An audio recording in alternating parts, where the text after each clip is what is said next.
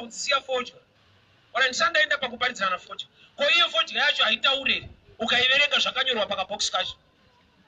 Haina kunyorwa zvinonakidza. Yakanyorwa nicotine. May cause cancer. Itori vhangeri iroro. Kuti vakuru ndokukuwadza necancer nenicotine. Waigauda kuti mfundisi ataure futi. Iwe yega ari medicine inotaura rova munhu cancer. Danger zvino kuti chikafu chakanaka. Zori ba utenga 10 bado utenga 10 danger yako. Kodati kusvika chechi yataura kuti fodya yakaipa iyo ichitaura yega. So men cannot do without. But God can do without men. So unamata mwari kuzviitira favor. Ausikuitira mwari favor. Chisho unomwedzera paumwari wake. He is the same yesterday. Paakasvika usikadika kusina munhu aingombova mwari. Ifavor kunamata kuzviitira favor. Kutoita munamata kutozvinipisa kuguma kuti mwari andigoni kuenda ndibeneni. So unokuona usingagoni kuita prayer une pride unofana kurowa. Ndozinamata zvaoma bana unofana kurowa. Rahabhu akapiwa assignment ikava a blessing tomorrow. Prayer wakaita a blessing cheka kwa assignment. Akuitiswa akujairirwa zvebasa redu zvinamatira mwari wangu. The blessing is hidden in the assignment. Zachariah, Bible rinoti nguva yakakwana yekuti abhere incense muhall of the holies, the book of Luke chapter 1. But apinda hall of the holies akibhera incense, ngirozi yakauya ikandira right side of the altar. Ikati kunamato wako wanzwika, yet he was not praying. He was burning incense. But ngirozi painouya inoti munamato wanzwika. Munamato rudzi wanzwika. Akanamata kudhara but asanganyikwa naye kuassignment. Kubasa ndokune mhinduro mukutaura unodraw attention but mukuita unoshedza upafata. Zachariah munamato wanzwika, was he praying? He was burning incense. He was offering, he was giving, he was working in the temple. And imagine kuti atochembera asina mwana but haana kuruza assignment. When 5 years zikuita chete. Mwana wacho asikuona ndani plan. Unovyiwa kule. You need the grace of God to ensure. You need the grace of God to ensure. And munguva yekuti asati zvaita, people will speak, vanhu vachataura. Vanhu vachakuratidza mafacts on the ground kuti hazvishande. Ona pauri, ona kwazvasvika newe, ona unotambudzika. Jona!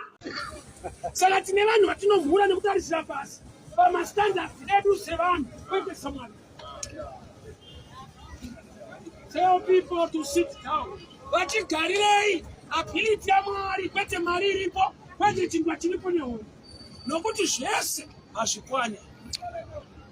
Hakuna chinorwadza kuita nhamo uri pabasa. Kutambudzika uri pabasa. Unenge utaudza kuti ndoshanda kandibva nemapfekero chaiwo zvinotoramba.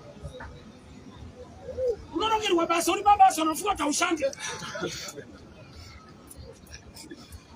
Mari yaunogona kuimba nayo inogona kusakwana.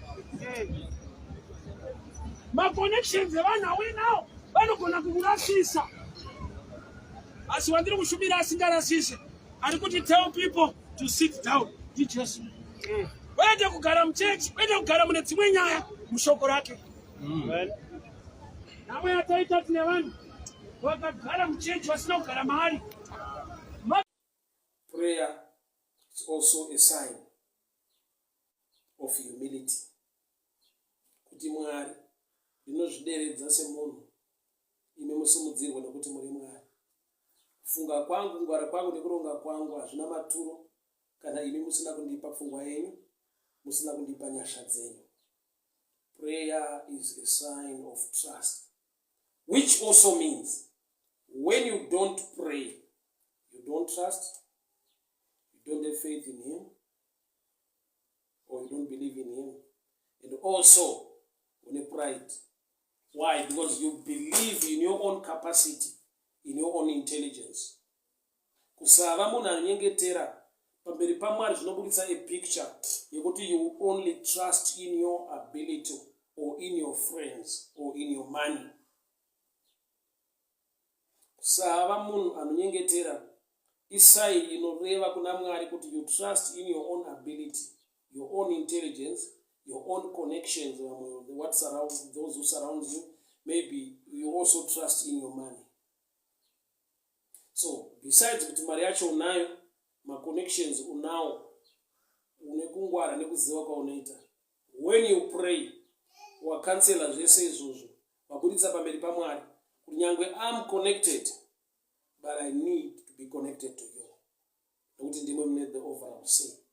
Nyangwe ndine kungwara nekugona kwandinoita, but I trust in your wisdom, in your ability. Kureva kuti uri kutaridza kuna Mwari a sign of humility, kuzvideredza. Nama tinotaura nyasha mazvita notaura kuupenyu hwedu. Tine nguva Mwari dzatinochema tichiti patinonokera. Asi taziva kuti ya resurrection in life. Zvakafa Mwari zvinomuka. Baba tichine hope nyangwe zvafa. Nokuti imi ndimi hope yedu. Tichine tarisiro. Nyangwe marriage ita sekunge yabrekwa. Asi imi Mwari you can still make a way. Muchene wakatendeka wakarurama. Thank you for your word. Lazaro wakafa. Tisi tiri kuchema. Tipe strength to move every rock. Every instruction in not demand obedience. No matter we are in hard times, grant us the grace to obey your words. In the name that is above every name. In the mighty name of Jesus. Amen. This for many days. Finally, Paul became troubled and he turned and said to the spirit, in the name of Jesus, I command you out of here. At that moment, the spirit left here. Paul muranda wa Mwari aiparidza zvokwadi kuti vanhu vapone, but Paulo zvanzi wakatuka mweya. That message was correct, but the spirit behind was wrong. So there are times yekuti munhu ari kutaura vhangeri chairo, but mweya uri kumusunda. Tine maagenda ari different. Ndinogona kusundwa the love of money, ndikakota mascripture ndikaparidza Jesu chaiye, but chiri kunyanyondisunda kuri kubroka. But ndinokuvanza nemascriptures zvekuti vanhu vasati vamachuwa mukuandastenda vanonyatsokunzwa munhu waMwari chaiye, munhu waMwari, but the manner of the spirit. Saka Bible ichiti nzverai mweya, kwete kunzvera message. Pakunzvera message iri correct ka?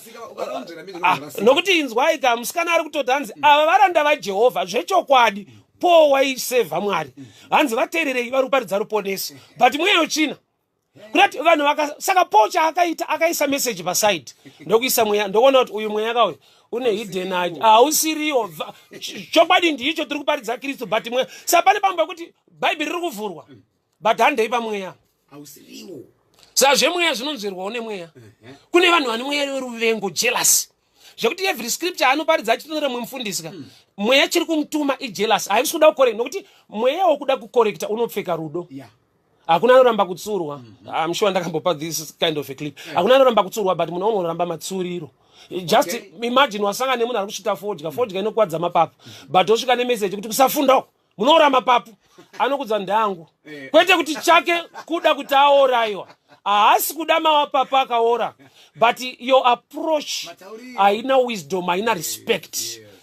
Even kune vanhu vanogona kuva wrong, but kana ari munhu mukuru izvo zvatichi era yemufundisi ndeyekutsvaga message yekuti vanhu vanzwe. Why? Nokuti unofanirwa kutsvaga message yekuti tinzwe, including inini. Handitsvake yako, ndinotsvaga yedu. Ini ndiri mouthpiece, zvekuti zvimwe zvandichataura zvinofanira kutoshamisawo neni ndinofanira kudzidza kubva pazviri, nokuti ndiMwari ari kutaura kwatiri kwete kwamuri. Saka pane danger yekuti vanhu vari kuparidzirwa knowledge, kuziva kwamufundisi, havasi kuparidzirwa namufundisi ari kuziviswa kuziva kwaMwari kuti naiye azive. So munhu auya kuna Jairus ari kuti do not trouble the master, the child is dead. Yet Jesu wacho anomutsa vakafa, but munhu auya nevhangeri rekuti chisiyana naye nokuti zvafa. People ukarely neinformation neknowledge iri muvanhu, level yekuziva kwake ndo type yaMwari wako. It's why tonamata Mwari mumwe chete akafanana, but chinondishamisa haaite zvakafanana kwatiri tese. I'll give you other statement. Unoziva kuti Mwari anotida zvakafanana, but upenyu hwedu hauna kufanana. Zvapanofanira mubvunzo ka Mwari anotida zvakafanana, but upenyu hwedu hauna kufanana. chikonzero hatizomuda zvakafanana. Iye pachake. That's my brother. Mwari rudo rwake kuvanhu rwakafanana. Upenyu hwevanhu hunosiyana sei kana love yakafanana. Return yedu madiro atinomuita akasiyana. Number 2, maziviro atinomuita. Nekuti Daniel 11:30 yati vanoziva Mwari wavo. Kureva kuti unofanira kunge wane knowledge pamusoro paMwari wako, maziviro ako. So maziviro nemadiro atinomuita they are different. Kune vanototenda kuti panyika pano tinokutambudzika tikafa tichaenda kudenga upenyu hwoita zvakanaka. Ipfungwa yaMwari here aiwa. Nyaya ise kuti tichaenda bedzi. Nyaya inotangira pakuti iye akatombouya pano akagadzisira nhau dzepano. For example, kana shoko richiti nemavanga ake takaporeswa kudenga akurware munhu ende akusi kuzorwara munhu. Kurati chinopora inyama, flesh. Shoko rinoti nyama neropa zvipinde ushe hwaMwari. But iye Mwari wa saka yakakumirira Mesaya, iye Mesaya akauya nokuti iye ari kuona muJudha. Sikana vakanamata Mwari ndipiwo mukomana akauya, but haana kuuya ari type yawaida nokuti achazova type yauchada. Saka ijesu muSamaria but mukati mune muJudha. Saka uri kuona today hausi kuona tomorrow. Type yauri kuda ndo yakauya but haana kuuya ari type yacho.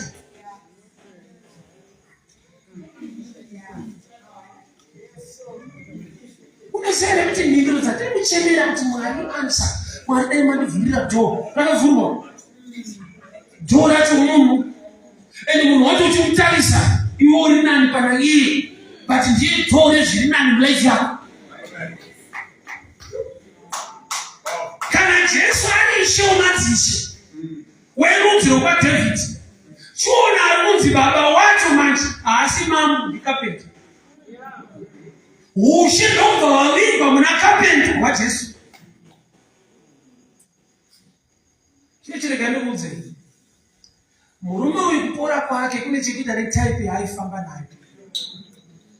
Akafamba netype yakaonekwa kutenda naJesu. He saw their faith and he said to the paralytic, chakatanga chaonekwa kutenda kuti munhu ari naro. Network yako kazhinji ine nyaya. Yesu hakuna ari kuuya achimuti Jesus rise. Iye ndiye wakadyara shoko rekumuka kwake asati aenda pamuchinjikwa, asati aenda muguva. Murume ari kuguva avaudza kuti sezvaakakutaurirai, like what he used to say. So ndoda kuti udevelop a culture yekutaura zviri positive. Udevelop a culture yekutaura zviri positive concerning your life. In the midst of challenge, in the midst of trouble, learn to speak a prophetic word. Rinoti handingafi asi ndichararama kuti ndigopupura kunaka nekugona kwaMwari. I will not die but I will live to proclaim the goodness of the Lord. I'm not the tail, I am the head. I'm wonderfully and fearfully made. I am a child of God. Mwari une mufungo wakanaka pamusoro peupenyu hwangu. Nyasha dzavo dzinondirwira nekundichengeta. Kurunga kwese kwawakaipa hakuna simba. Ndiri mwana waMwari unochengetwa nenyasha nerudo rwaMwari. Jesu hakuna akayagwa rake akamuti Jesus, come out Jesus rise. Akataura a prophetic word iye pachake. So vanhu vakasataura zvakanaka zviri positive pamusoro pelife yako, iwewe taura zvakanaka zviri positive pamusoro peupenyu hwako. Vanhu vakataura zviri negative, vanhu vakakumoka, vanhu vakakurwisa nemashoko, reverse those words. Make declarations concerning your relationship, concerning your marriage, concerning your business, concerning your children. Iwe pachako dyara shoko rechiprofita rekuti nyangwe ndikawa ndichasimudzwa nenyasha dzaMwari ndinomuka. Zviri kuramba zvisisi kuzoramba zvichiramba. zvichabvuma nokuti nyasha dzaMwari dziri pamusoro paupenyu hwangu. Sabbath day. So kune vakataiwa zvauri kuita zviitwe izvi. Why are you killing your mates? Vana havana kucomplaina kuti sei waporeswa. Vakacomplaina kuti sei watakura mates. And I need to explain. Yes. Nokuti kuporeswa ndokwaidiwa neakura. Kutakura mates ndokwakadiwa naJesu avaporesa. So vari kupikisa vari kuti chatinoda isusu ndevanhu vanoenda kuchechi voita zvavari kuda kuitirwa naMwari, vati vasingafanirwe kuita zvinotaura Mwari. Nokuti Jesu ndiye ati carry your mate. Murume uyu chaari kuda haisi carry your mate, ari kuda healing. Carry your mate instruction yahealer. So vanopikisa vari kupikisa instruction yahealer. Varakuti iriko mweya inoti huya namata Mwari achakukomborera, but usaite zvinotaura. Iwewe taura kuti Mwari akuitira.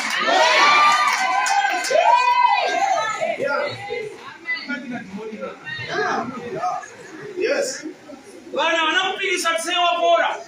Vakati ari kupora haisi problem, but watakurira imate. Why? Because yekutakura mate yataurwa naJesu. Inodiwa nemurume ndeyekupora. Yekutakura mate ndoinodiwa naJesu. Saka vari kuti watakurira imate, vari kuti iwewe kana Mwari akuitira usaitewo zvaringa ada kuti umuitire. Pora uende chete. Saka tona tine vazhinji vokuti kana ndikaparidzwa sei tageti yaakamirira nekuti ndibate musoro kuti namatire zvinhu zvangu zviite. Kunzwa nzara neshungu yekuti ndaakuda kuita zvaparidzwa. Anoda kuti kana vapedza kuparidza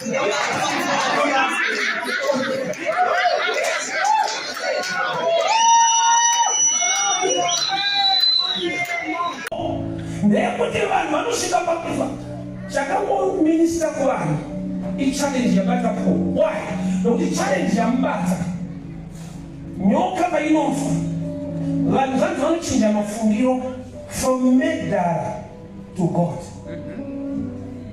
Vakatanga vachiti imhondi munhu imhondi truly he was before. Saka pane tsika yekuti zvekudhara zvinongotevera so pomuyendipa mauta usakuzotwaizivana vanhu vakawa kuti ize murder vane kuti ize thief. Kurava kuti pane mweya unongoudza vanhu so kuti hakuchena hake but kanenge kapambi upane zvinongotevera so vanengotututu.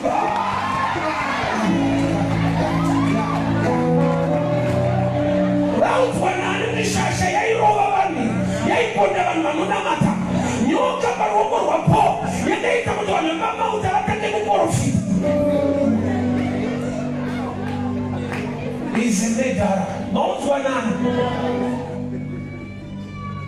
kurava kuti vanhu vane tsika yekutambira kuhistory yangu stand.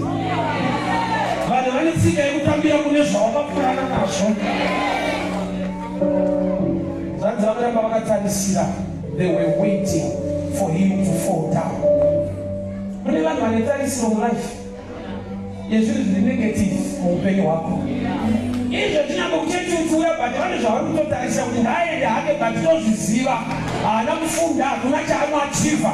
Ndaende hake haana hama hakuna munhu anomufarira uchechi ngaende hake. But chandinoziva kana wauya kuna Mwari ane nyasha you will carry favor. Ichaita kuti vanhu vepaisland vaziva kuti dzimwe nyoka dziuraye dzinotourawa.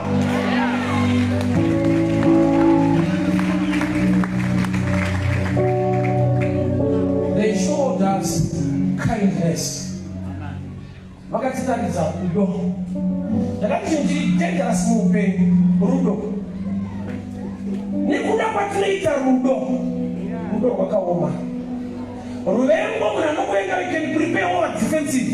Anokuda anokukuvadza wakadzikama. Rudo ruri very dangerous. Nakuti vafana vangu apa ndikati generation yedu muri patight wodzoka komuda musikana vamuti I love you akangoti I love you too wane chikwereti watone mai yake watone manews watone ndise ari generation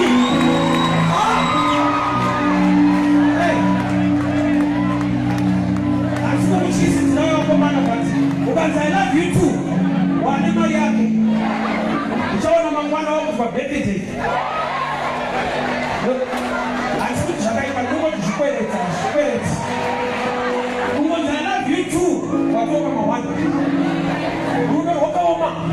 zikaedzekeka uinako wakadiwa ekanakuda azina manames. The kind of prophecy iri kuitwa naEzekiel haisi yekutaura kuti mabhonzo imimi zvakazooma kusvika apa, nditete ndambuya makazoroiwa nhingi akazodai. Haana any report or history or any negative prophecy ari kutaura pamusoro apa, but chaari kungoda kutaura chete ari kutaura the mind of God upon the dry bones. Kune kuprofita kuri in levels and dimensions, but this kind of prophecy, it's an open room for anyone in this building to exercise it. This kind of prophecy, ndeyekungotawura the mind of God upon every situation. And this is situation yako, but pane kuti utsvage kuti zvakakonzerwa nani zvikabva kupi vakazodii, there is another level of prophecy yekuti you speak upon that marriage, we speak upon that zvisinei kuti zvaoma kusvika apa unoda kutsvaga kumapostori vanoti kupiwa tsanangudzo.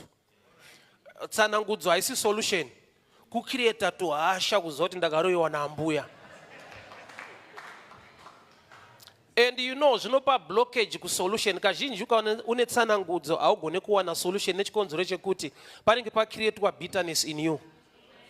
So pese pane bitterness ne unforgiveness, the spirit of the Lord haigone kuflowa. So imagine waudzwa kuti for 10 years une problem nditete vako. Chaapo ndechekuti even uchida kuita overcome, but uneka mind kekuti ndinofanira kufighta back. So Ezekiel munyowano Moses zanza akaburuka mgomona chitendera hatari vachiimba vachinamata Mwari asiri. Kwete kusanamata vachinamata Mwari asiri. Imagine God anogadzirwa vanhu vari kuda zvichop chop. And imagine God iyeyo ako ndakambosangana naye mazuva anoshanda kuindustry 2005. Taba dhiziri kubasa nyaya yakunesa muwangu ndokubvambitsa mari hande kumaprofita. Ini ndikatoenda sei kumaprofita, maprofita ndiye Mwari kai. Mwari anoti musaba. Tikatoenda kuzvatowezi. Tikanzaiwa maprofita acho ari bot nokunda. Anoti ndiye Mwari kai. Anzonzo ndiye Mwari wedu watikutaka. Ndiye anodiwa ni matsotso anopa kundiso baba. Anaposangana naye. Ende taendeko kuti kanopfugama so. Tikanzi varandarume nyaya matofambira. Aita zvakanaka. Pano zvinopera. Kwete kuti kuba kunopera, nyaya yacho ndiyo inopera makabanga. Unyanzona kuti uyu ndiye Mwari ari kutsvagwa mazuva ano, imagine God.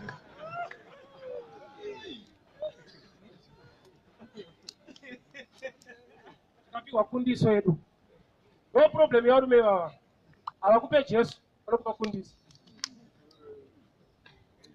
Ende ukakunda, hauchatsvaga Jesu ka.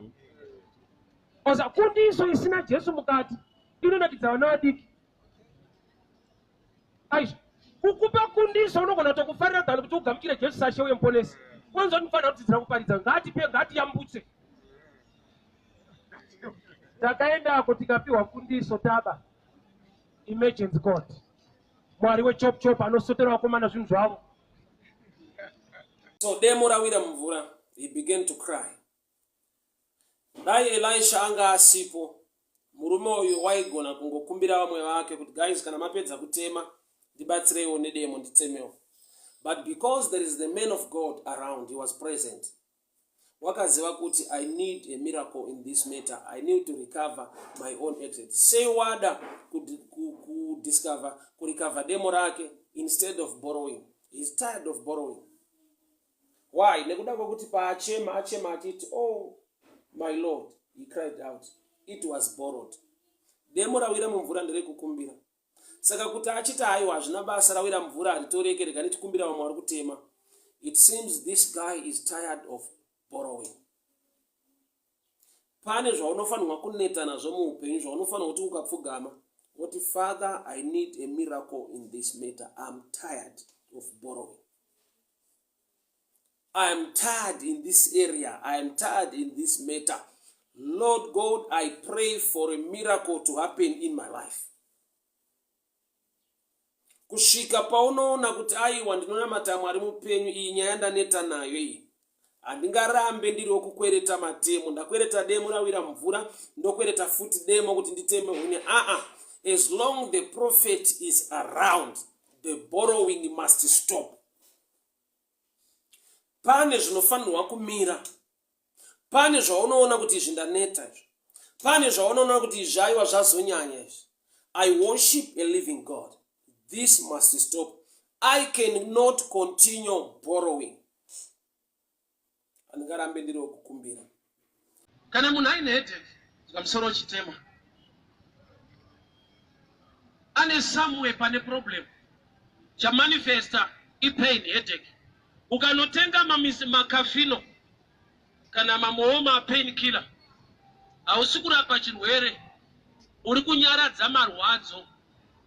Saka uchiona mapain killer ese vanotonyora kuseri kuti usatore more than 10 days usina kuona chiremba, kuti mapain killer anokusustaina kuti ureize mari yadoctor. Chaanoita kubvisa pain, not the problem. So vazhinji vedu pano, the problem you are facing today, tiri kuitsvagira pain killer, a prophet who pray for me. Ndatoipa manje. Because the real truth, ukaziva the root of the problem, kusatya Mwari, ndikakunamatira mweya iri mauri inoenda, but zvanzi ine tsika yekudzoka mayakadzingwa. As long usingatye Mwari, yauri kuti deliverance iri refreshment. Saka uchiona unobuda demon every Sunday, but Sunday yacho rinenge radzingwa, but next Sunday ririmo. Haridzokere kuna akaridzinga, rinodzokera marakadzingwa. Kuti marakadzingwa mukashaiwa Kristu, yauri kuitwa haisi deliverance iri refreshment. Saka uchiona paadvent yekuti mufundisane pawo anotanga newe, anozati hapana zvauri kuita, uri kupinda chechi. Kadaisonzoti haadi deliverance, haadi kunzi out. Greatest dimension yedeliverance hakusi kudzingwa kwechinhu, kupinda kwechinhu.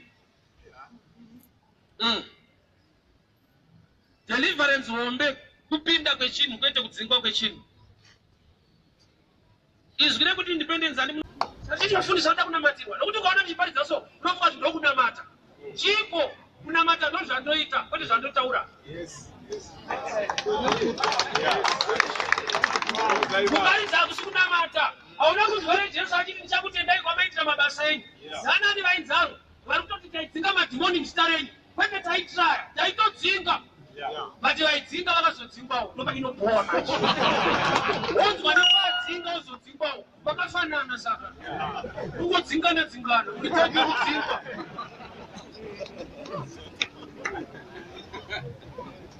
The greatest danger to miss heaven iri kuvanhu vari gifted, like preachers, prophets, those vane magifts.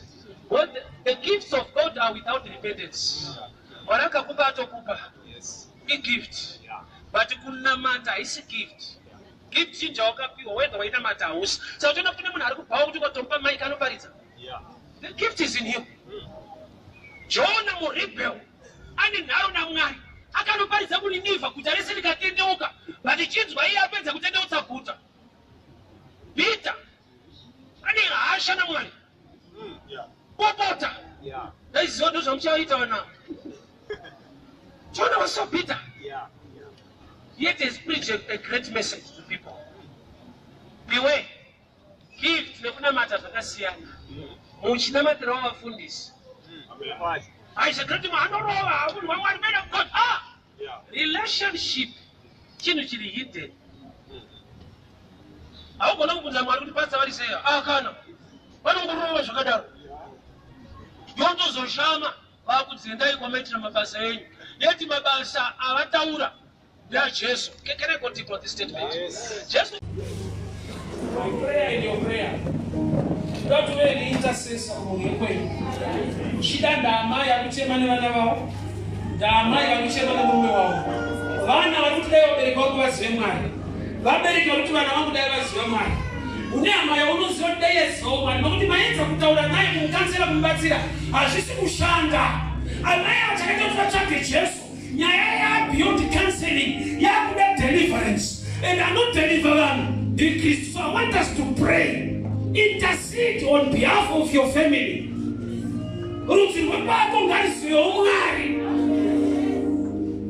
Let's pray. Father, we thank you for your word. We thank you for your grace and your favor. Mwari, vadingina vangu Mwari ngavakuzive. Hanzvadzi dzangu Mwari, hanzvadzi dzangu ngatikuzive Jehovha. Ndanamata nemhuri iri kwangu Mwari. Mwenchina inorwa nemhuri, mwenchina inorwa namadzinza. Baba, I stand on the gap, I stand on the gap. Deliver my people, Lord. Baba, ndirikunamata shoko renyu ngarivabate. Kwavari ikoko Jehovha, shoko renyu ngarivabate. Kwavari ikoko Jehovha, shoko renyu ngarivabate vakusivei. Nyasha ngadzidirurwe, nyasha ngadzidirurwe. Baba, vakabatwa nemwenchina. Madhimoni anonetsa madzinza, madhimoni anonetsa mhuri yekwako. Mwenchina isingadei chakanaka muwanano yako. Varume ngavazive Mwari, vanamai ngavazive Mwari. Ndiri kunamata nekutaura nyasha muzita raJesu Kristu weNazareti. Fadzo yati, out of sweat you eat bread. Yet people, they are now sweating and they cannot find bread to eat. Kune wekuti akashanda habhadharwe. So haisi nyaya yekuti awane pekushanda, but inyaya yekuti mukushanda kwake awanirwe nyasha. Ziya rake ngariite seropa raKristu rinotaura chipenyu. Makatabosha baligadaya. Pane nguva yekuti munhu kushanda ari kushanda, asi hakuna chiri kubuda muupenyu hwake. So it's no longer eating bread out of sweat. But pane nyaya yekuti there must be blood. Ropa raJesu rinotaura zviri nani pamusoro peziya rako. Iye Jesu arimo muGetsemani, ziya rakaerera seropa. Nekuti ziya rekutanga raAdhamu raimupa chingwa, wakaipa wakasvika pakurwa neziya in the physical. Jesu paari kuuya ari kusweta ziya seropa. That's the revelation yekuti sweat is not enough unless you carry grace upon your life. Nokuti chichaitika ndechekuti hasi wese akauya kuchaitika ari kuwana chingwa chacho kana breakthrough yacho. Saka vasina breakthrough toti kudii kwavari kana vese vakainga breakthrough kwasina. Nokuti to build a church it's easy, but to build people in the church it's not easy. Vamaona kuti inzwa kuvaka church kuri easy, kuvaka vanhu muchechi kwakaoma. Nokuti unoziva kuti anopiwa maiki achipupura muchechi haipiwe munhu wese wese, inopiwa vanhu vane matestimony vachiri mutesti havatenderwa. Unoti wese ari muchechi zviri kufamba, ukanzwa vachipupura ndo vane zviri kufamba. Vakapiwa mumwe nezvisiri kufamba unovhunduka kuti iye achipinda pano kuti 10 years ndiri pano handishande, oiri ndakatenga ndikazora ndisandapinda mastika. Akapiwa maiki type iyeyo munobuda. Saka kuchengeta chechi tinotsvaga vane zviri kufamba, but kuchengeta vanhu vane zvisiri kufamba kuvaudza kutendeka nekururama kwaMwari. Nokuti tine vanhu vakuti nyange vachinamata things are not okay. Let's be real. Tine vanhu vari kurwara vari muchechi tichiparidza Mwari anoporesa, toti kudii kwavari vanhu kuswera tichivaaccusa kuti you don't have faith.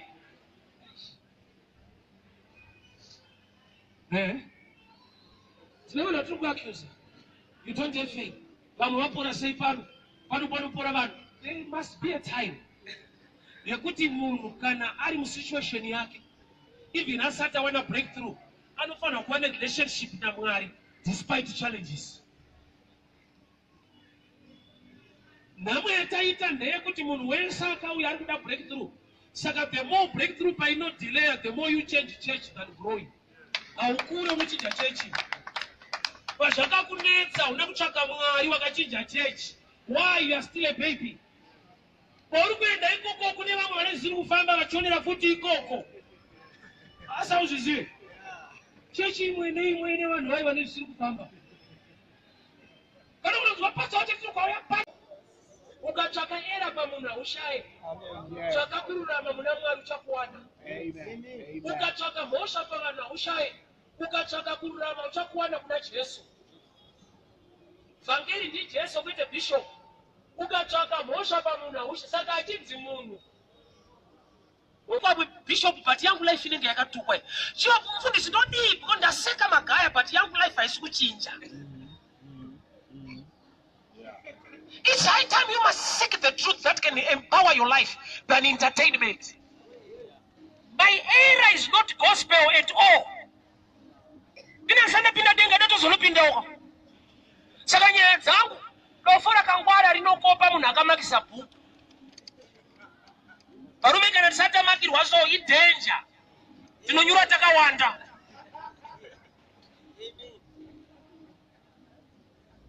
Somebody's error is not a gospel. Zviziviso. Paringakarwa mukadzi ibafa agone kuparidza zviziviso. Vhangeri ndiJesu anochinja upenyu hwako. Hwako hunopisa tsitsi unoda Mwari. Wanoita kusika inini, you still need God and grace to change your family. Nzara nenyota irima uri ngaive yekuti Mwari ndigadzirisei. Chinokonzera kuwanikwa kwako. Pese panouya chinokonzera respect kuremekedzwa kwako, the devil will not fold hands. Ndabotaura ndikati, life does not give you what you deserve. It gives you what you fight for. Paulo achibata anoti atirwe nenyama neropa kureva kuti tiri varume asi tinorwa nemweya iri muchadenga. So to engage in spiritual battle, you must have knowledge concerning spiritual things or the art of fighting in the spiritual. Bandauya kuzongokupa tip kuzongokuratidza kuti you must keep on doing what you are doing. Nekuda kwekuti chamboita kuti vanhu vakumukire, vakuvenge, vasafare, vasagamuchire zvauri kuita, vachitokufighta at that level. It means spiritually kune impact yaitika yekuti vakasakunyararidza nekukutuka nekukutsondora unoramba uchikontinya. Sei Faro achiti mwanakomana wese aberekwa, a male child in Egypt, urayai. Spiritually ari kutoona vanhu vachibuda. Because vakatobuda nekuda kwa Moses anga aberekwa. So kana zvichikonzera kubudirira kwako kubuda muslavery, zvichikonzera kubuda kwako mudambudziko, wakaipa unozvisensa in the spirit obva aisa a decree yekuti mwanakomana wese ngaurawe. People of God, hear me very well. Kana zvaunoita zvisina basa, zvisingakupe kubudirira, zvisinei neimpact muupenyu, why are they fighting you? Nokuti the best way yekukufighta kana uchiita zvinhu zvisina basa kukuregedza uchiita, because you'll be wasting time and hauna chaunoachieve. Zvinongovharana zvega kuti hapana chinobuda muupenyu. But ukaona vaakutaura, ukangoona vaakutaura, iti Mwari ndisimbisei ndiregere kuneta. Nyangwe vakataura zvavanotaura, nyangwe vakataura zviri negative, Mwari ndipeiwo simba ndiregere kuneta kuita zvamakandidanira nezvamakanditumira. Nyika John 3:15, for God so loved the world, he gave his only begotten son. Chirikunzi world, munhu wese akadiwa naMwari. Hauna mata kuti Mwari akude, unouya kuzonamata nokuti anokuda. Hatina mate kuti Mwari atide, tonamata Mwari akatotida. John 3:15, for God so loved the world, he gave his only begotten son. Kuti foundation yechiKristu kuziva kuti ndodiwa. Haibve pakuti pamwe ndikaita zvakati achandida, wakatodiwa uri wrong. Pawakadiwa waitunzi nyika kwete mutendi. Haana kukuda nokuti pane zvawakagona, akakuda nokuti ada kukugonesa. Akatida. Saka unzwa zhinji kuti tikanamata so, pamwe Mwari angatide, unotodiwa saka chifanirwa kunamata. Haunamate kuti Mwari akude. Foundation you saka unzwa pakaita problem. Unzwa Mwari dai Mwari apindira. Akakudza kuti akaenda ndiani. Nhamo inoparidza, problem inoparidza. But inoparidza chokwadi shoko raMwari rinoti kuti I will neither leave you nor forsake you. I respect murume anonzi Peter, Mark chapter 3. He was broke to a level kuti akazvikuritsa pachena. Silver nendarama handina, but such as I have. Brother vanozvari nyangwe pasina cash, Jesu aripo. Iwewe manje ukashaya mari, dai Mwari vapindira muupenyu hwangu. Mwari akakuudza kuti kana ndisipo Mwari aenda. Peter, he was conscious of the presence of Christ. Kusvika palevel yokuti he was in crisis. He was broke, but he was all but sure kuti Jesu ndinaye. Silva nendalama andina, but Kristu andinaye. Kuya kuti mari usakunyepera tikana isipo mwari akaenda. So some battles you win not by fighting them, but also by running away. Why? Nokuti pavakatiza nemwana vakaenda, Bible rati message yakatera kuna Joseph, now you can come back for Herod is now dead. So iko kutiza, iko kuignore, iko kunyarara, ma weapons arimo mu spiritual realm. But kazhinji takangoudzwa to fight, to stand. Pamwe pacho hatina kuudzwa to ignore, to be silent, or to run away. So we need the voice of God in our lives. Because pane nguva dzatamira tikarwa, tikatoshamisika kuti why are we not winning? Yet win yanga yakaiswa pakuignore, pakunyarara, pakusuduruka, pakusiyana nazvo. What am I saying this morning? There are times you compromise as if you don't worship the mighty God. There are times you run away, yet you are not guilty. There are times you move away, kwete nokuti hauna strength or power to fight back. But urukunzwa the voice of the Holy Spirit. May God guide us. May God help us. Running away from men, you are winner, Jesus. Running away from a man, you are winner, Jesus. Damzgoredu takanzwa, the one side is a mighty and powerful God. You need to stand and make things happen, and God will give you strength. But there are times that God will give you a message, not strength, to run away. Compromising, but uri kuside kwa Mwari. Compromising, yet on God's side. Running away because you've listened to God. Ignoring what they are saying. Silence yako ichibekwa na Mwari. You can win vanhu vari kutaura iwe uri silent. Just note, it is written also, kana kuti again, do not put the Lord your God to the test. Oh, scripture pachayo haina kukwana kusvika yawana inoipupurira. Scripture iri one ukafamba nayo unoita error kusvika wanzwa kuti imwe yacho ine chekuita neiyoyo inoti kudii. Kureva kuti iniriko zveshua Psalms 91:11. But Jesu paazopindura neimwe ari kuti kana wakambonzwa zvakataura Mwari, unofanirwa kuramba uchinzwa zvinotaura Mwari. Ndosaka chirungu chichiti faith comes by hearing. Hazvireve kuti kutenda kunouya nekunzwa. Inzwa English. Hearing hazvireve kunzwa, zvinoreva kuramba uchinzwa. Nandiri dofo but ndopanzwa. Apa hongo ndivhara. Faith comes by hearing. Hearing is a continuous tense.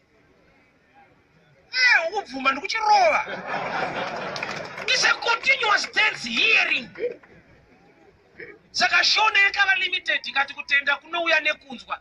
Yaifanirwa kuti kutenda kunouya nekuramba uchinzwa. So chakapa devil kuti agadzire temptation inyaya yekuti akanzwa. Sei asiri kuramba achinzwa, haana relationship. Jesu wakanzwa anoramba achinzwa nokuti mwana waMwari. Satani akanzwa nokuti aimbova ikoko asisiri ikoko. Azive kuti nhasi pari kutaurwei. But akambonzwa kuti kwakataurwei. Revelation iri progressive. Saka uchiona Mary na Joseph pavakaenda vakasvika kuBethlehem nguva yakakwana yekuti abatsirwe. Dzimwe nguva yako inokwaniswa nepressure. Dzimwe nguva yako inokwaniswa nerejection. Dzimwe nguva yako inokwaniswa nekurambwa. Dzimwe nguva yako inokwaniswa nedambudziko. So in good times and in bad times, your prayer must be like, Lord, open my eyes. Lord, help me. Holy Spirit, talk to me. Decide to make a decision in the natural. I don't want to run away from my time, my opportunity. I don't want to stay in a place in which deny my move to a place in an opportunity. Bible not Mary paakashika. Time came for her to give birth. Luke chapter 2, which means time ya Maria yakakwaniswa ne pressure nekudzingwa.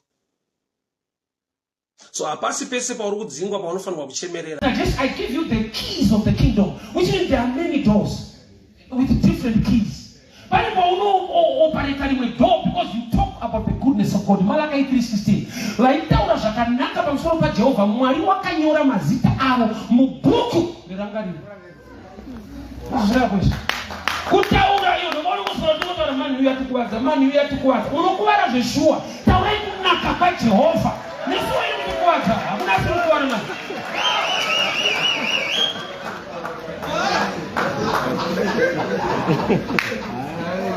Vatikuwadza vakomana bvatsoda kumbomirwa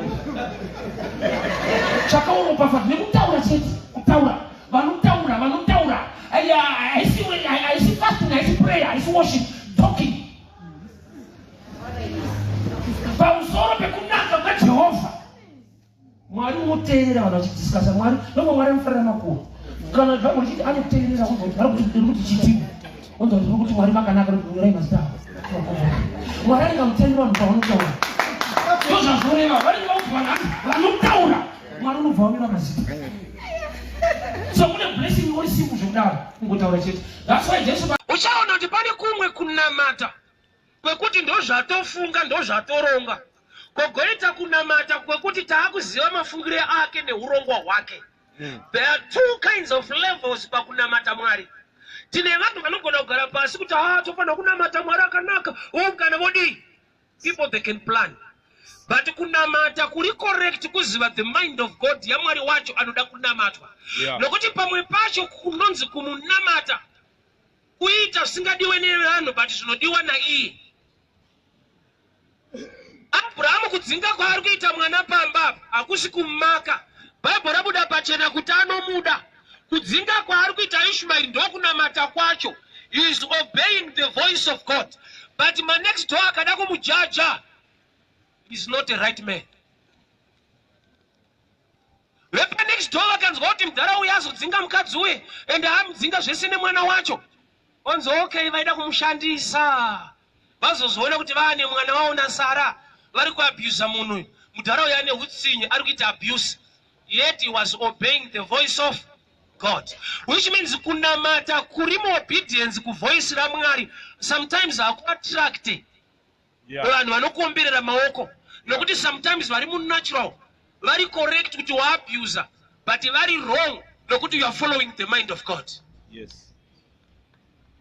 Usatarisire maneighbors aAbraham kuti waita bva mudhara waidzinga small house awatendeka mumarriage yako vanoti akona kuita utsinye kudaro kudati mukadzi aende kupi chingwa nemvura unodzungaira ari mugwenga inda une utsinye vaigona kumujaja kudaro, but he was obeying the voice of God. So obeying the voice of God, you don't attract support always. Nokuti vanhu varoda kuti vakusapota havana kunzwawo the voice of God. Vanhu vasinganzwe Mwari waunonzwa usavatarisire kuita zvaunoita. Vanhu vasingazive zvaunoziva usavatarisire kuita zvaunoita. Nokuti havazive chauri kuzviitira newauri kuzviitira. Nature yevanhu ndeyekureceiva, nature yevanhu ndeyekuti dai Mwari aita, but the foreign nature ndekuramba uchinamata Mwari wacho anoita. Nokuti dzimwe nguva uri kutonamata kuti aite hauchazomunamata nokuti aita.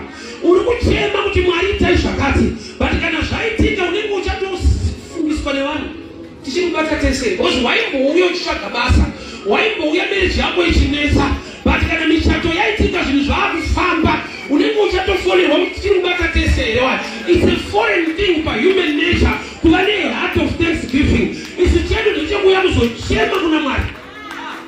That's why Jesu ari kuti accept this foreigner. Kureva kuti pane a foreign thing muchechi chekuti kuona munhu akunamata achiita zvinhu ane nyaya dzake dziri kumunetsa, but kana zvafamba zvakanaka anenge anonyengetedzwa kunamata. That's a foreign thing for human nature. Kuramba uchitsvaka Mwari sematsvakura awaita zvikusingafambi zvakanaka. Ameno kana pane witness yo. Matsvakiro awaita Mwari zvinhu zvisati zvanaka. Nepazvinozonaka matsvakiro ako anotochinja. Unoitira bhizi Mwari akakusimudza kubva mumadhaka. Unosvika pakuva occupied nezvakawanda uchikanganwa Mwari kwaakakutora. Why? Nokuti haisi nature yemunhu. You need a nature yemukristu kune level yeattack yekuti mweya yechina haikudzivise kuti uwane basa, haikudzivise kuti upinde mune imwe relationship. Relationship imomo munovharwa door rewanano.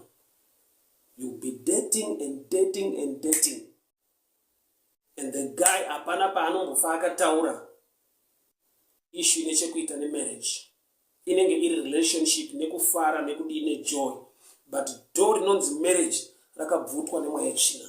Haambofa akataura chinhu ichocho. Haushaye munhu anokuda, haushaye munhu anofambidzana newe, but wafambidzana nevazhinji vakuda uchinyatsoona kuti tiri kunyatsodanana, but the door hakuna paanogona kushama muromo wekuti it's high time taroorana taita settle down. Door rinonzi marriage rakakwachurwa. Mweya yechina inokurega uchienda pabasa zvichida riri basa rine mari kwazvo, but mari iyoyo chiitambira. Door rekuconstructa zvinhu zvinobatika muupenyu, rekuita zvinhu zvakakura muupenyu, ndo rakabviswa. Vanhu vachiti vakakutarisa vanaona kuti upenyu hwake hwanyatsokomplete, asvika patinoyemura nepatinoda, but maresults epasvikwa hapo. But it's high time with the earthquake of God. Vakadzanzi pavakasvika, the stone was moved away. God caused an earthquake. May God on your behalf, may God on your behalf help you. Nekuti rimwe dombo hauna simba rekuribvisa. Paguva raRazaro dombo rakabviswa nevanhu. Paguva raJesu vakasvika dombo rabviswa. There are people vari beyond your control kuti haugone kuvabvisa muupenyu hwako. Kune zvimwe zvinhu zvokuti you try by your own power and effort kuti uzvibvise, but hazvisi kubva. Mwari ngaakuwanire nyasha. Mwari ngaakuwanire nyasha. Mwari ngaakuwanire nyasha. Mwari ngaakuwanire nyasha. May God help you to remove each and every person who or she is a blockage mu life yako, mu destiny yako. Baba ndikunamata muzita raJesu Kristu eNazareta. Anyone standing on the doorway of my life, anyone used by the devil to become a blockage to my destiny, anyone used by the devil to be a blockage to my marriage, a blockage to my business, a blockage to my career, a blockage to my ministry, be removed now, be removed now, be removed now, be removed now, be removed now. In the mighty name of Jesus. In the mighty name of Jesus. The violence shall take it by force. It's high time you become violent in the spirit and deal with every spirit, every manner of spirit. Irikushanda semuno akamira pa doorway ye breakthrough ya upenyo wako. Kupinda church kuri right, but kupindwa ne church akuti right. Nokuti anofanirwa kukupinda ndi Kristu yangu uchipinda church. Saka uchiona kuti iyo ikakupinda ukasangana nevanhu vanotaura Kristu, unenge une mubvunzo kuti bati muchibata muri kupi. Kureva kuti une zviito zvaunotadza kugamuchira, kwete nekuti haisi pfungwa yaMwari, but munhu ari kutaura pfungwa yaMwari muJudha, iwe uri muSamaria, mune tradition yenyu yekuti Anglican neApostolic hazviwirirani. Ndichidaro so. Iriko tradition yatakarerwa nayo kuti Roma haisi serious. Pana kambozvinzwawo? Kuti dzimwe dzese dzinotry but Roma haisi serious. Those are traditions and sayings of men. Hakuna scripture yakataura against Anglican, but tine machurch akatirera akatiudza against Anglican. Hakuna scripture inotaura against Methodist, but our own mentality and thinking takarerwa ma systems anotaura against Methodist, not God, systems of men. Beware of many systems that are not in line with the mind of God. That's why Jesus don't believe in your own strength, trust in His grace. It's good to work hard, but the best is to work hard in Him. Kushanda nesimba wakaresta munyasha dzake. Nokuti pane kushanda nesimba otarisira simba rako, simba rake rokudisappointa futi. MuEgypt vanhu vakasvika pakutrasta mari dzavo, chibage chapera vakanotenga chibage, mari ndokubva yapera, nzara isati yapera, ndokubva vatrasta mombe, ndokubva vaita barter exchange, mombe ndobva dzapera, nzara ikaramba iripo. Ndobva vazoenda kuna Joseph vakati mukuru hatidi kunyepa, zvese zvapera. Usapani pokuti zvese zvaunotsatsa zvine pazvinopera, situation yako isati yaita musha. Ndobva vakaparidza vhangeri rekuti titenge, tive part of you, kuti utipe mbeu. Vanhu havaimbotenga chibage chimwe chete ichocho vane revelation yekuti tinogona kuchipa zita rekuti mbeu, tikatodyarawo tikararama. Unoziva here kuti sometimes chinhu chawakapiwa naMwari chachisiri chibage, yenga iri mbeu, but waikontrolwa nehanga more than knowledge. Opportunity yako ndiri kutaura simba redenga nenyasha dzaMwari kuti ngaasuduruke panzvimbo. Favor yaMwari, marara pachawo ngaakubvisire enemy yako. Marara chi? Zvinhu zvaunoita, zvinhu zvaunobata, zvinenge marara, zvinenge zvisina basa kune vamwe vanhu, but nokuti uri kuzviita nekuti unoda Mwari, une mweya waMwari, ngave nemeaning. Marara iwayo ngaaregere kungova marara, but ngave anocreate a way for your life. Zvichida unoti ukatarisa basa raunobata harisi basa ringayemurwe nevazhinji kuti uri kuita chinhu chiri so outstanding, chinhu chakanakisa. But one thing I want to tell you this morning, kana marara akacreate space, akapa opportunity nefavor kune mumwe munhu kuti abatsirike, zvaunobata marara kune vamwe vanhu, asi nokuti unoda Mwari, nokuti une chekuita naJesu, Jesu ngavaise volume zhinji, ngaakudzingire vanhu vasingade kubudirira kwako. Marara ngaaite zvinhu zvakakura nokuti unoda Mwari. Marara ngaasuduruse vanhu vamboramba nespace. Why? Because Egypt kutari mambo, the first job raakapinda muEgypt, he was a gardener, not a king. Haana kurota achidzura maunyenzi, akarota ari chef, but the way kushefu wake Mwari vakamutendera kuita gardener for a while. There are times yekuti uri guard today, but you are not guard for tomorrow. In the system we are guarding, no mune privilege yekuenda mudestiny. So at any level, fear God. Yes. Usa abuse a level ya uri. Andezvemanga baba kandoita sei? Andezve imwe promotion yandakaona kumwe kwandakazomboshanda ndeyekuti akuna dainyanya kugona basa, ndaitumika. Vamwe vainzi vakanzi namanager mhanya unotengera komba, aitsika-tsika, zvaingoonekwa kuti mamudzi asida kuenda. Ini ndikatuma ndaimhanya, ndikasvika ndapedzera ndaane mbiri kuti kanosenzeswa. But pakazoita rise promotion, koko iyoyo yakandisvitseko. Usadherere koko. Problem yako unoda mapepa, zvimwe zvacho hazvisi mapepa, time and chance are given to all. Ukaenda kupoliteo vanhu vari mudaini rimwe cheteso, havaite business rimwe chete. Pacharamba anoimba, pachiyangwa nemabhizinesi, uyu ndewecricket. Baba kusaidhi kwenyu munonojoina vamwe. Hallelujah. Excella muzvinhu zvako, time and chance are given to all. Ndine yanetsa mwana wangu, but handina the authority or the power kudzinga demoni. Saka ndauya kwamuri Jesu. Saka vadzidzi vaJesu ndokubva vaenda kuna Jesu vakati, Ishe, she is crying after us, mudzingei. Zvinoita sekunge vadzidzi vari kuda kudzingwa kwemukadzi, but vadzidzi vari kuparidza vhangeri rinobatsira mukadzi kuti nesuwo sevadzidzi tine zvatinoda kudzinga, but tinototembawo iyeyu. Apa kuparidza kuseri kwacho, uku kuseri kwacho kwandiri kuparidzawo. Nokuti dzimwe nguva uchiverenga unoti vadzidzi vari rafa, vada kuti mukadzi uyo adzingwa ane dambudziko, havasi rafu. They are preaching a better gospel than rafu.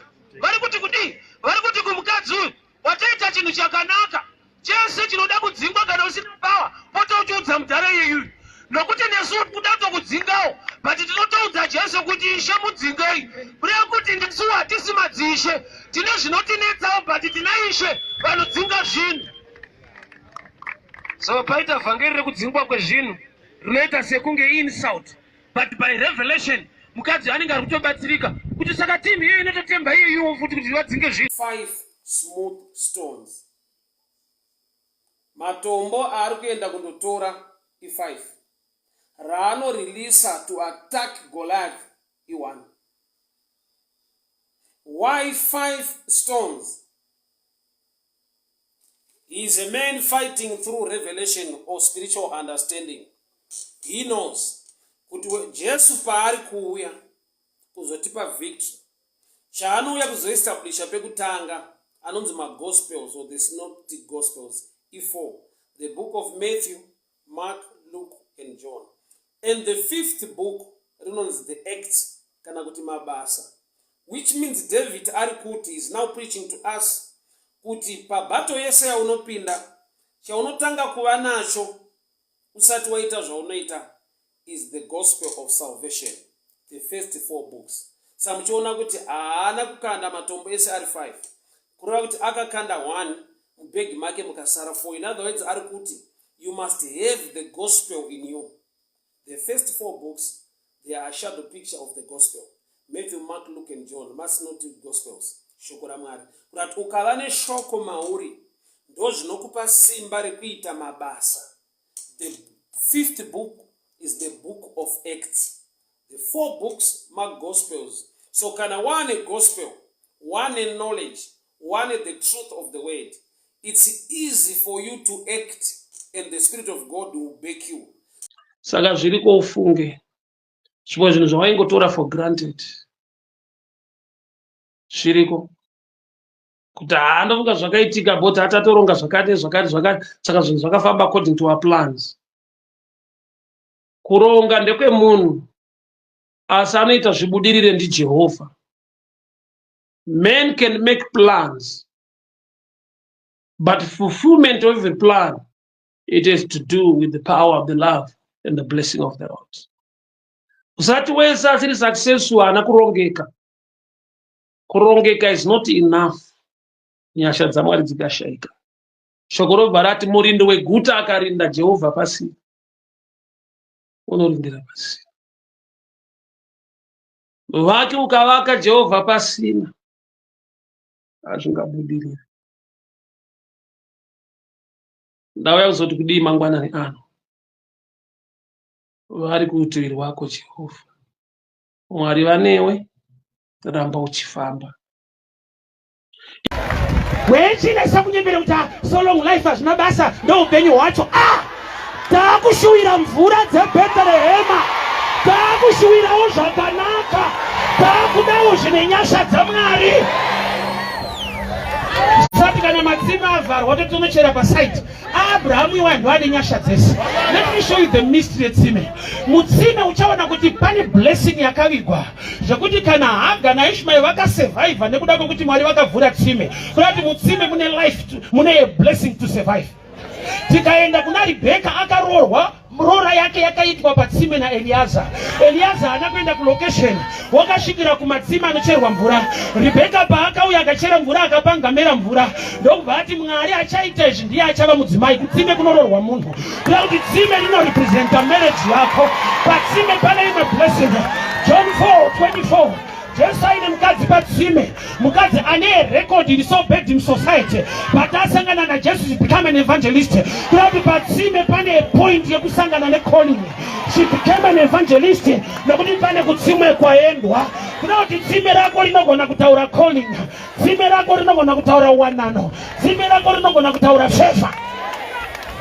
Saka wakaipa achida kugara kumatsime. My last prayer. Patsime pakawanikwa muvhangeri, my last prayer ndataura pamusoro pewanano. Rebeka mukadzi waIsaac, wanano yake yakamanifesta, kwete nekuti Isaac aiva kutsime. Mukomana wako haasi pano, ndatumwa saEliaza to unlock that relationship, to move it into marriage. Relationship ingairange ingori engagement. Ndiri kuramba vaFilistia vane mweya weengagement, makore achifamba, mapromises makore achifamba, dhimoni rakabata relationship yako.